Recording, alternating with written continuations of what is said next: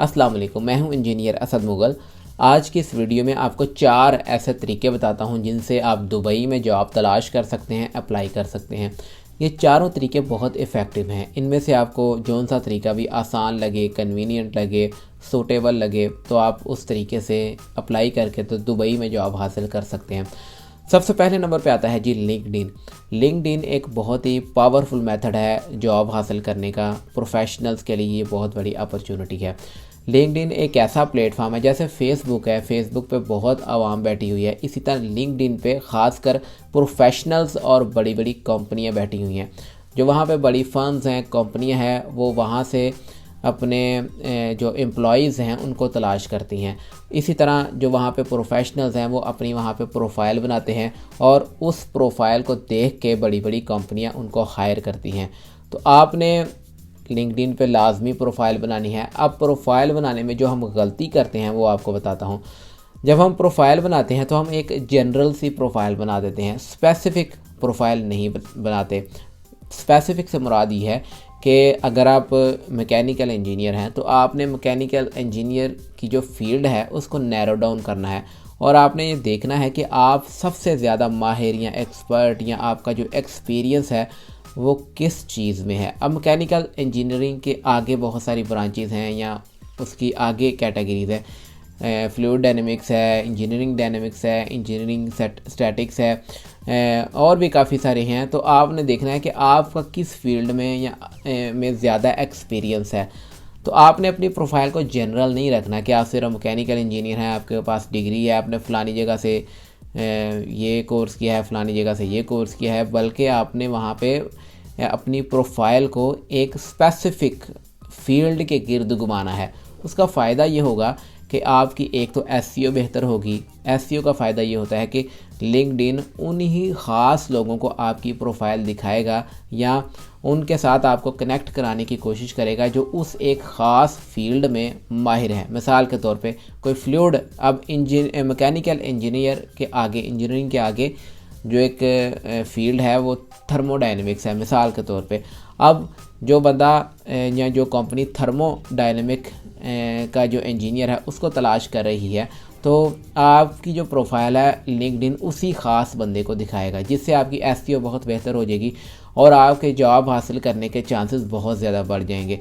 आपने कभी भी अपनी जो प्रोफाइल है उसको जनरल नहीं रखना कि आपको ये भी आता है, ये भी आता है, ये भी आता है। आप पता नहीं कि कौन कौन सी फील्डों में माहिर हैं, पता नहीं कौन कौन से आपने कोर्सेज़ कर रखे हैं। ऐसे नहीं करना। यही चीज़ जो है वो आपकी प्रोफाइल को वीक करती है। स्पेसिफिक रहना है, बिल्कुल एक टारगेटेड स्पेसिफिक आपने रहना है। इसके साथ ही आपने अपनी जो प्रोफाइल पिक्चर है उसको बहुत ही प्रोफेशनल रखना है।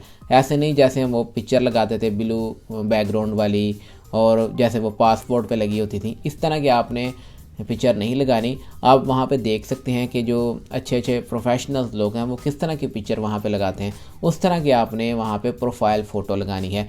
क्योंकि जब आपको कोई वहाँ पे देखेगा, आपका जो फर्स्ट एक वो जो इम्प्रेशन है वो आपकी फ़ोटो ही देती है। इसलिए आपने फ़ोटो बहुत ही प्रोफेशनल रखनी है। उसके बाद कोई बंदा आपकी प्रोफाइल पे आता है तो प्रोफाइल भी आपने बहुत ही प्रोफेशनल, स्ट्रॉन्ग और स्पेसिफिक रखनी है।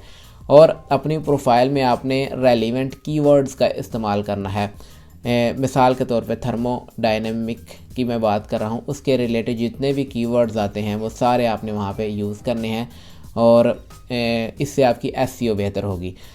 ये तो होगी लिंक्डइन की बात। दूसरे नंबर पे आता है जी ये जो ऑनलाइन जॉब के पोर्टल्स हैं, प्लेटफॉर्म्स हैं, जैसे बेथ.com है, इंडीड है, गल्फ नौकरी है, वहाँ पे बहुत सारी जॉब्स आती हैं। अब इसमें आपको एक टेक्निकल पॉइंट बताने लगा हूँ। इसमें आपने कभी भी कोशिश करें कि आप वहाँ पे वर्ड फॉर्मेट में या पीडीएफ फॉर्मेट में जो आपके पास सीवी पड़ी हुई है उसको डायरेक्टली वहाँ पे अपलोड ना करें, बल्कि इन प्लेटफॉर्म का जो सीवी बिल्डर वहाँ पे मौजूद होता है आप उसी के ज़रिए वहाँ पे सीवी बनाएं और उसको आप कोशिश करेंगे 90% या 100% तक कंप्लीट कर लें फुल। इससे भी आपकी बहुत अच्छी एसईओ होगी और वहाँ पे जो बंदा आपकी वो सीवी देखेगा, प्रोफाइल देखेगा, तो वो ज़्यादा चांसेस होते हैं कि आपको हायर कर ले और उसके ऊपर अच्छा इंप्रेशन पड़े, इसलिए आपने वहाँ पे उनका जो अपना CV बिल्डर है उसको ही आप कोशिश करें कि उसके ज़रिए ही अपनी CV बनाएं। अब इसमें भी आपने इसी चीज़ का ख्याल रखना है कि जो वहाँ पे CV बिल्डर से आप CV बनाएंगे उसको भी बहुत ही स्पेसिफिक रखना है और कोशिश करेंगे जितना उसको नैरो डाउन कर सकते हैं नैरो करें। मिसाल के तौर पे अब इसी चीज़ को आपको थोड़ा सा समझाने की कोशिश करता हूँ कि स्पेसिफिक कैसे करना है।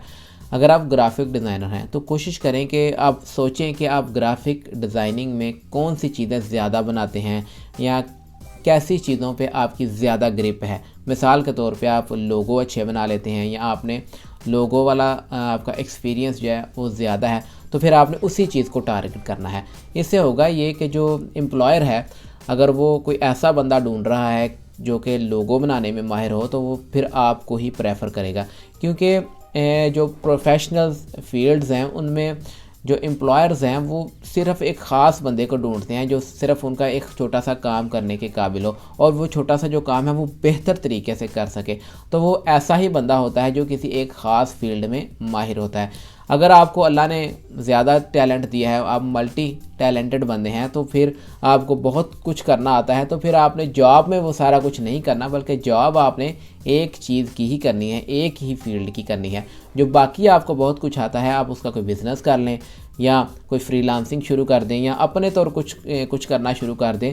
जॉब आपने सिर्फ एक फील्ड की ही तलाश करनी है या उसी फील्ड के गिर्द ही रहना है, तो इसमें आपके लिए ही आसानी है।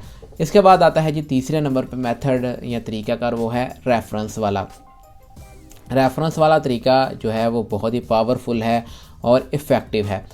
अब दुबई में या किसी भी कंट्रीज़ में रेफरेंस जो है वो लीगल होता है, जिसको हम सिफारिश कहते हैं। वो वहाँ पे बुरी चीज़ नहीं समझी जाती, बल्कि वहाँ पे ऐसे बंदों को प्रेफर किया जाता है जिनकी कोई सिफारिश होती है या कोई रेफरेंस होता है या कोई वहाँ पीछे से कोई उनका वाकफ़ होता है।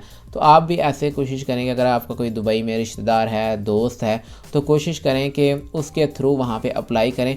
फिर आपने ये नहीं सोचना कि आप मैकेनिकल इंजीनियर हैं या आप पता नहीं क्या है तो आपको ये कौन सी छोटी मोटी नौकरी मिल रही है। जैसी भी मिलती है आपने सिर्फ वहाँ पे एंटर होना है। जब आप एक दफ़ा दुबई में पहुँच जाएंगे तो आपका खाने पीने का, रहाइश का ख़र्चा तो कंपनी कम से कम उठाएगी ना। उसके बाद आप वहाँ पे रह कर किसी अच्छी कंपनी में या अपनी फील्ड के रिलेटेड किसी कंपनी में अप्लाई कर लें। सिर्फ वहाँ पे एंटर होने की कोशिश करें। अब चौथे नंबर पे, अगर तो आपका वहाँ पे कोई भी रेफरेंस मौजूद नहीं है तो फिर आप विज़िट पे जाएं। विज़िट पे आपने 1 महीने के विज़िट पे कभी भी नहीं जाना। 1 महीने में कुछ नहीं होता। आपने 3 महीने का वीज़ा लगवाना है जो 90 दिन का वीज़ा होता है। 90 दिन के वीज़े पे दुबई जाएं और वहाँ पे जाके इंटरव्यूज़ दें। डिफरेंट कंपनीज़ को यहीं पे चाहे सर्च कर लें या उधर बैठ के सर्च कर लें, तो सर्च करके देखें कि वहाँ पे कौन कौन सी आपके आसपास कंपनियाँ हैं, फर्म्स हैं। वहाँ पे जाएं, वहाँ पे इंटरव्यूज़ दें, CV वहाँ पे सबमिट करके आएँ या कोशिश करें कि आप ख़ुद वहाँ पे मुलाकात करें और कोशिश करें कि वहाँ पे रेफरेंस तलाश करें। अगर तो रेफरेंस मिलता है तो ठीक है, नहीं भी मिलता तो आप वहाँ पे 3 महीने जब स्टे करेंगे तो कोई ना कोई आपको कॉल आ जाएगी, कोई ना कोई आपका वहाँ पे सबब बन ही जाएगा। अगर आप 1 महीने के लिए जाएंगे तो हो सकता है कि वहाँ पे जो आपने CV वहाँ पे दी है या कोई इंटरव्यू दिया है तो आपको वो कॉल करें तो आप इधर पाकिस्तान में आए हों। ऐसे आपने नहीं करना। 1 महीने का वीज़ा सारे आपके पैसे ज़ाया करेगा, कोई फ़ायदा नहीं है, टाइम भी बर्बाद करेंगे। 3 महीने के वीज़े पे दुबई जाएं और वहाँ पे जाके स्टे करें और वहाँ पे कुछ ना कुछ आपका हो ही जाएगा 3 महीनों के अंदर। अगर तो आप विज़िट पे भी दुबई जाते हैं तो कोशिश करें कोई ना कोई रेफरेंस या वाकफ़ियत ज़रूर तलाश करें। इससे आपको बहुत सपोर्ट मिलेगी रहाइश हासिल करने में और जॉब हासिल करने के भी आपके चांसेस बहुत ज़्यादा बढ़ जाएंगे। दोस्तों, अगर आपके ज़हन में कोई सवालात हैं या आपका कोई और मसला है तो मुझे कमेंट करके ज़रूर बताएं। मैं इंशाल्लाह बर वक्त रिप्लाई करने की कोशिश करूँगा। वीडियो पसंद आए तो काइंडली इसको लाइक ज़रूर किया करें। मिलेंगे इंशाल्लाह एक नई वीडियो के साथ, तब तक के लिए मुझे इजाज़त दें। अल्लाह हाफिज़।